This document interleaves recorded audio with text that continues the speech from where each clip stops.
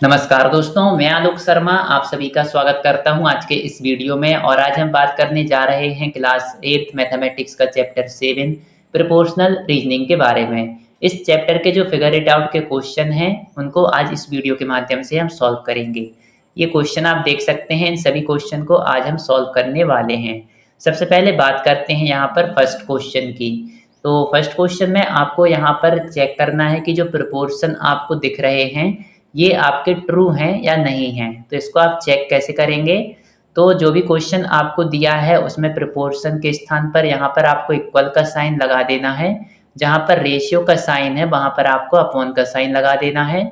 ये हो जाएगा आपका 4/7 इक्वल 12/21। यदि ये कंडीशन हमारी सही है तो हम कहेंगे कि ये स्टेटमेंट हमारा ट्रू है। तो ये हम कैसे चेक करेंगे? इसके लिए हम 4/7 को सबसे पहले लिखेंगे।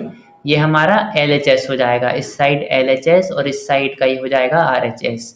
तो LHS लिखा 4/7। अब ऐसा कोई नंबर नहीं है जो इन दोनों नंबर को डिवाइड कर पाए, तो 4/7 यहाँ पर LHS आ गया। RHS की बात करें तो यहाँ पर है आपका 12/21।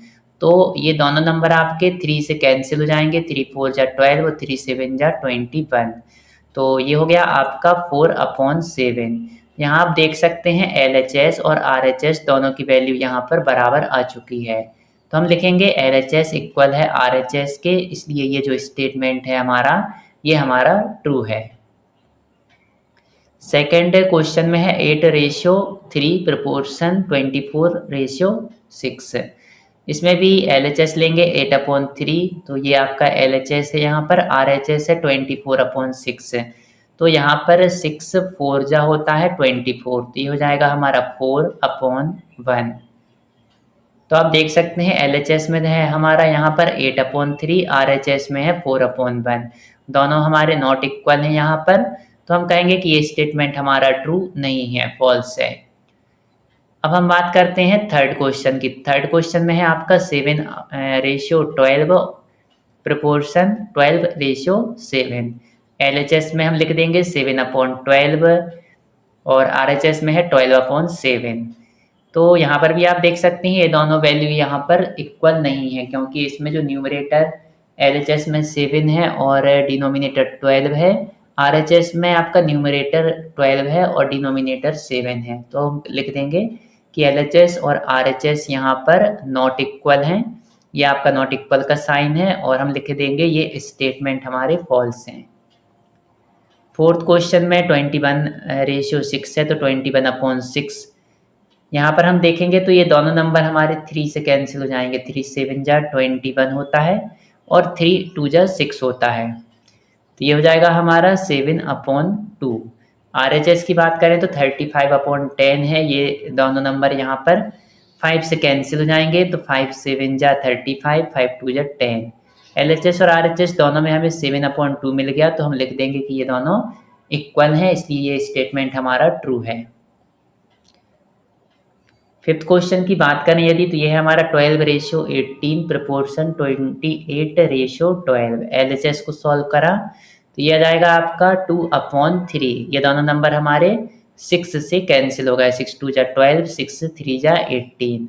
RHS की बात करें तो 28/12 है। ये दोनों नंबर हमारे किससे कैंसिल होंगे? 4 से। 4 7 जा 28, 4 3 जा 12। यहाँ पर भी देख सकते हैं LHS RHS इक्वल नहीं है, इसलिए ये स्टेटमेंट भी हमारे ट्रू नहीं है। अब इसमें जो लास्ट वाला क्वेश्चन है 24/8 प्रोपोर्शन का साइन है यहाँ पे 9/3। इसको भी चेक करेंगे तो 24/8, तो 8 3 जा 24, ये हो गया 3/1। RHS की बात करें तो 9/3। LHS और RHS यहाँ पर भी देख सकते हैं 3 से कैंसिल करेंगे। 3 3 जा 9, 3 1 जा 3। LHS और RHS दोनों में 3/1 आया है यहाँ पर, तो हम कहेंगे कि ये जो स्टेटमेंट है ये हमारा ट्रू है। यहाँ पर ये नंबर प्रोपोर्शन में हमको दिए गए हैं। इस प्रकार से फर्स्ट क्वेश्चन आप यहाँ पर सॉल्व कर सकते थे। सेकंड क्वेश्चन की बात करें तो यहाँ पर आपको 3 रेशियो लिखना है जो कि प्रोपोर्शन में हो यहाँ पर 4/9 के। तो सबसे पहले 4/9 दिया है यहाँ पर, तो यहाँ पर हम रेशो के स्थान पर यहाँ पे अपॉन लिख देंगे 4/9। अब इन दोनों नंबर में आप किसी भी नंबर का यदि मल्टीप्लाई करेंगे तो हमको इस रेशियो के प्रोपोर्शन में वो रेशियो मिलेंगे वहाँ पर। जैसे 4/9 है, इन दोनों में आप 2 का मल्टीप्लाई कर दें तो 2 का मल्टीप्लाई यहाँ किया, 2 4 जा 8, 2 9 जा 18, तो 8/18 ये हमारा इसके प्रोपोर्शन में नंबर कहलाएगा। अभी 2 का मल्टीप्लाई किया था, इस प्रकार से आप किसी भी नंबर का मल्टीप्लाई यहाँ पर कर सकते हैं। तो ऐसे आपको 3 नंबर निकालना है, तो अभी 2 का किया था तो अब 3 का मल्टीप्लाई करेंगे तो 4 3 जा 12, 9 3 जा 27। एक और नंबर निकालना है तो 4 का मल्टीप्लाई कर देंगे, 4 4 जा 16, 9 4 जा 36।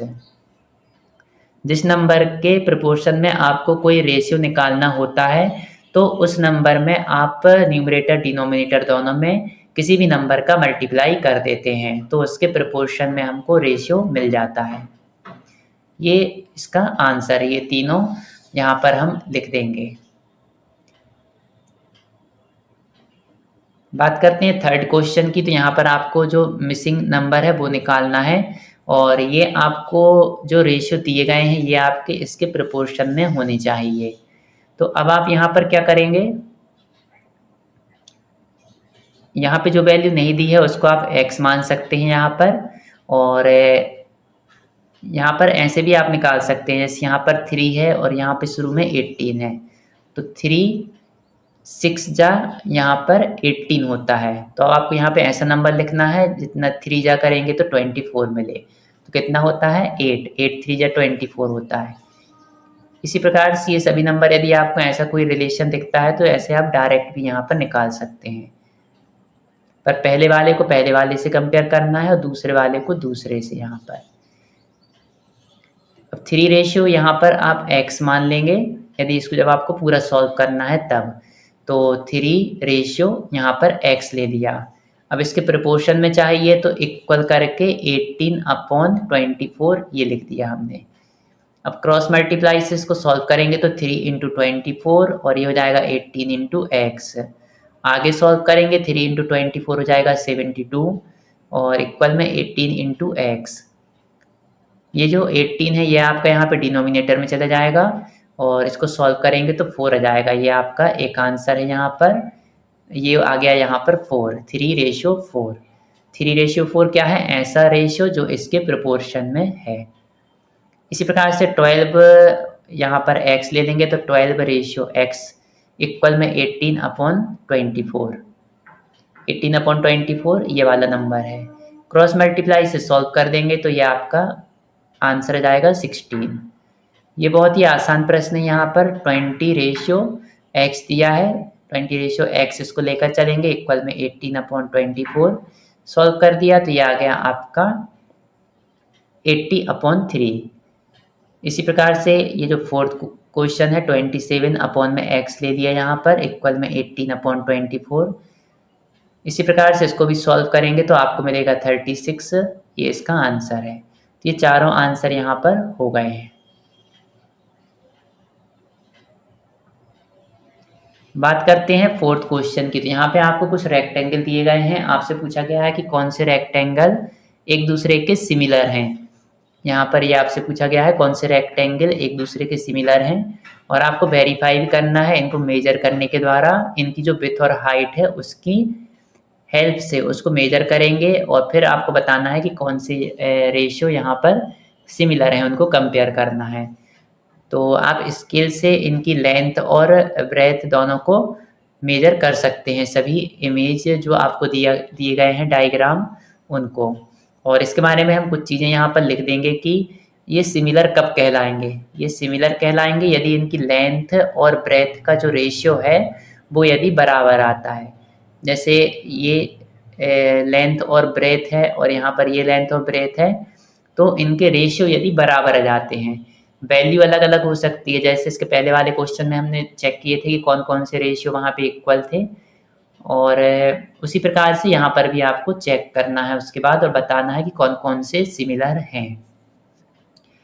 तो यहाँ पर यही लिखा है कि यदि आपको डिसाइड करना है कौन से रेक्टेंगल सिमिलर हैं तो इनके लेंथ और जो विड्थ है उसकी उसका रेशियो हम निकालते हैं, और यदि रेशियो हमारा इक्वल आता है, सेम आता है, और उनकी साइज हो सकता है डिफरेंट हो, ओरिएंटेशन डिफरेंट हो। ओरिएंटेशन मतलब ये इस प्रकार से आपको दिख रहा है, ये इस प्रकार से दिख रहा है।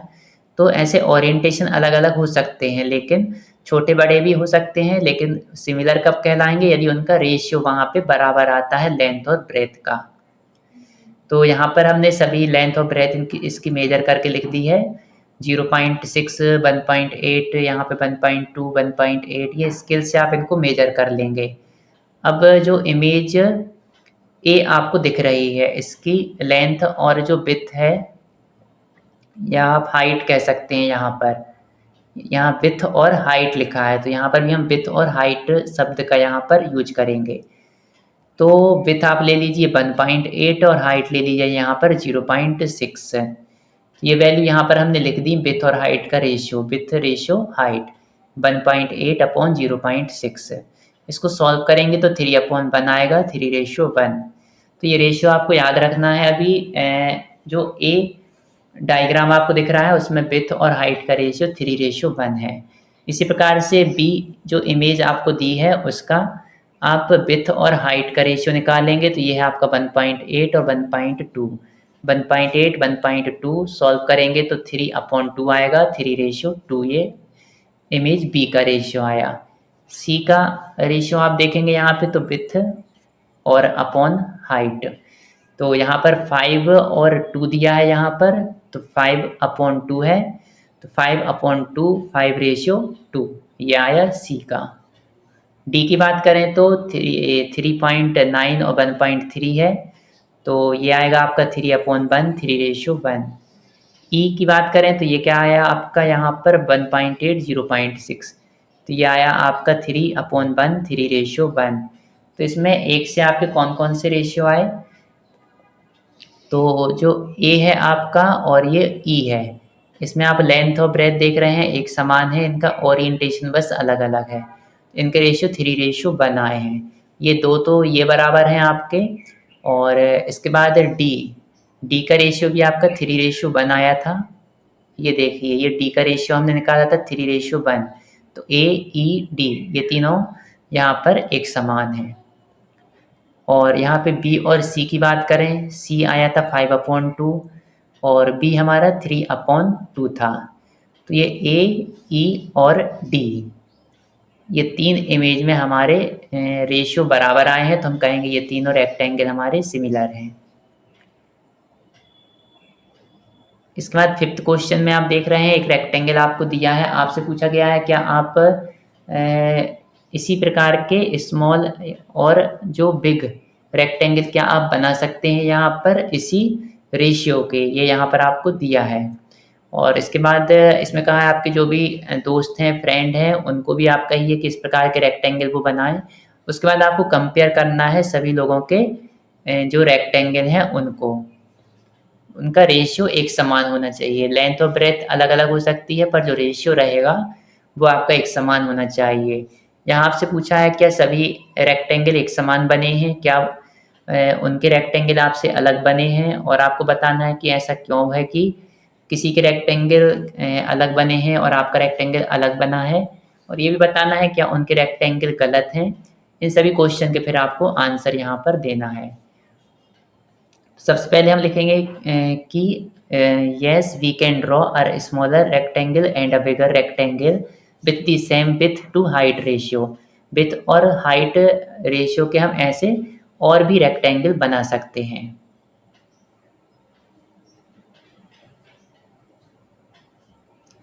इसके बाद यहाँ पर लिखा है कि कोई भी रेक्टेंगल जो विड्थ और हाइट का हम रेशियो यदि लेते हैं तो उसी रेशियो के हम यहाँ पर कोई दूसरा रेक्टेंगल बनाएंगे, भले ही उसकी साइज छोटी या बड़ी हो सकती है, पर रेशियो यदि एक समान है तो हम यही कहेंगे कि वो सिमिलर रेक्टेंगल हैं उसी के। और जो क्लासमेट हैं उनके जो रेक्टेंगल हैं वो हमारे थोड़े से हमसे अलग दिख सकते हैं। अलग किस प्रकार से दिखेंगे? छोटे बड़े दिख सकते हैं। वो इसलिए दिखेंगे कि उनने ये अलग अलग मल्टीपल में उनको यूज किया है। जैसे यदि हमने 2 और 4 यहाँ पर ली है लेंथ और ब्रेथ, तो 2 और 4 ली है तो हो सकता है वो दोनों में 3 का मल्टीप्लाई कर दें, 2 और 4 था तो 2 में मल्टीप्लाई करेंगे 3 का तो 6 आ जाएगा, और 4 में मल्टीप्लाई करेंगे तो 12 आ जाएगा। तो 6 और 12 यहाँ पर लेंथ और ब्रेड्थ वो बनाएंगे तो इससे बड़ा रेक्टेंगल दिखेगा, लेकिन उनका रेशियो वहाँ पे बराबर ही आएगा। इस प्रकार से किसी जो रेशियो है उसके अलग अलग मल्टीपल हम यहाँ पर यूज करेंगे तो हमको उसी प्रकार के अलग अलग रेक्टेंगल यहाँ पर मिलेंगे। यही चीज़ यहाँ पर लिख दी है कि साइज अलग अलग हो सकती है लेकिन जो रेशियो है वो हमारा कांस्टेंट रहेगा, इसलिए वो हमारे एक समान सिमिलर रेक्टेंगल ही कहलाएंगे। यहाँ आपसे पूछा गया था क्या वो सभी गलत हैं, तो हम कहेंगे नहीं, वो सभी भी गलत नहीं है, वो सभी भी सही हैं, बस उनका जो विड्थ और हाइट का रेशियो है वो क्योंकि सेम है तो सभी रेक्टेंगल यहाँ पर करेक्ट हैं। 6 क्वेश्चन की बात करें तो यहाँ पर आपको 2 अलग अलग कलर में ये यहाँ पर ब्रिक्स दी गई हैं और इनको आपको रेशियो निकालना है। ये रेड कलर से ग्रे कलर का और ये ऑरेंज कलर से ग्रे कलर का। इस क्वेश्चन को भी आप यहाँ पर पढ़ सकते हैं। सबसे पहले हम फर्स्ट वाले को सॉल्व करेंगे। तो इसको यदि आप मेजर करेंगे तो ये रेड वाले देखेंगे 1 2 3 4 5 6, एक इमेज में यहाँ पे 6 रेड ये है ब्रिक्स। और ग्रे की बात करें तो ये 4 3 2 4 3 7 2 9 यहाँ पर ये ग्रे कलर की हैं। तो आपको यहाँ पर रेशियो निकालना है। रेशियो किस किस का? Grey bricks to coloured bricks का, ग्रे ब्रिक और ये कलर्ड जो ब्रिक है उनका। सबसे पहले हम लिख देंगे कि रेड ब्रिक्स कितनी है। यहाँ पर ऊपर आप देख रहे हैं यहाँ पे टॉप रो में 3 है, फिर यहाँ मिडिल में 2 है और नीचे यहाँ पे 1 है, तीनों का टोटल यहाँ पे 6 है एक इमेज में। और यहाँ पे ग्रे की बात करें तो यहाँ पर टॉप में 2 है, मिडिल में 3 है और यहाँ पे बॉटम में 4 है। तीनों को प्लस करेंगे तो यहाँ पर आ गया हमारा 9। इन्हीं का हम रेशियो निकाल देंगे। यहाँ पे 6 रेशियो 9, ये 9 रेशियो 6, क्योंकि इसमें जो आपको रेशियो निकालना है ये आपका क्या है, आपका ग्रे ब्रिक्स टू कलर्ड ये लिखा है। तो ग्रे पहले आएगा, कलर बाद में आएगा। तो ग्रे वाले हैं 9 और कलर वाले हैं रेड कलर के 6, तो 9 रेशियो 6 ये आंसर आएगा इसका। दोनों नंबर 3 से कैंसिल हो जाएंगे तो 3 3 जा 9, 3 2 जा 6, तो 3 रेशियो 2 इसका आंसर होगा। इसके बाद बी वाले को हम देखेंगे तो ऑरेंज वाले यहाँ पर कितने हैं। ऑरेंज ब्रिक्स आप गिनेंगे तो 12 हैं, ये देख सकते हैं। बीच में कितने हैं? 2 4 6 और एक 7 और नीचे ये 5 हैं, तो 7 5 12। इसके बाद ग्रे ब्रिक्स की बात करें तो ये आप देख सकते हैं 3 2 5 और एक 6, 6 ये हैं 6 ये हैं, तो ये हो गए 12 और ये 4 यहाँ बीच में भी हैं तो 16, तो ये हो गए आपके 16, 12 और 16। यहाँ पर भी आप ये निकालेंगे ग्रे कलर और जो ऑरेंज कलर है इनका जो रेशियो है, तो ग्रे वाले को पहले लिखेंगे, ऑरेंज वाले को बाद में लिखेंगे। 16 रेशियो 12, दोनों नंबर 3 से कैंसिल, 4 से कैंसिल होंगे यहाँ पे। 4 4 जा 16, 4 3 जा 12, तो 4 रेशियो 3 इसका आंसर है। 7th क्वेश्चन की बात करें तो यहाँ पे हमारे बॉडी के जो कुछ पार्ट हैं, हेड, टोर्सो, आर्म, लेग्स, ये तो इनको आपको मेजर करना है और इनके रेशियो यहाँ पर आपको निकालना है। और इसी प्रकार के आपको और भी आप मन से भी कुछ क्वेश्चन ऐसे बना सकते हैं। तो सबसे पहले हेड और टोर्सो। तो हेड हमारा यदि 15 यहाँ पर हमने ले लिया है 15 सेंटीमीटर, टोर्सो ले लिया है 30 सेंटीमीटर, तो इनका रेशियो हो जाएगा 15 रेशियो 30, ये हो जाएगा आपका 1 रेशियो 2। 15 से दोनों नंबर कैंसिल हो गए, 15 बन जा 15, 15 2 जा 30। सेकंड में टोर्सो रेशियो आर्म से तो 30 रेशियो 45, दोनों नंबर 15 से यहाँ पर भी कैंसिल होंगे तो ये हो जाएगा आपका 2 रेशियो 3। और टोर्सो और लेग्स लिया तो torso 30 centimetre, legs 90 centimetre, ratio आ गया 1 रेशियो 3, ये इसका आंसर है। और यदि आपको मेरा वीडियो पसंद आया हो तो इसको लाइक अवश्य करें, और यदि आपने अभी तक मेरे चैनल को सब्सक्राइब नहीं किया है तो मेरे चैनल को सब्सक्राइब अवश्य करें। आपने मेरे वीडियो को देखा इसके लिए बहुत बहुत धन्यवाद। Thank you.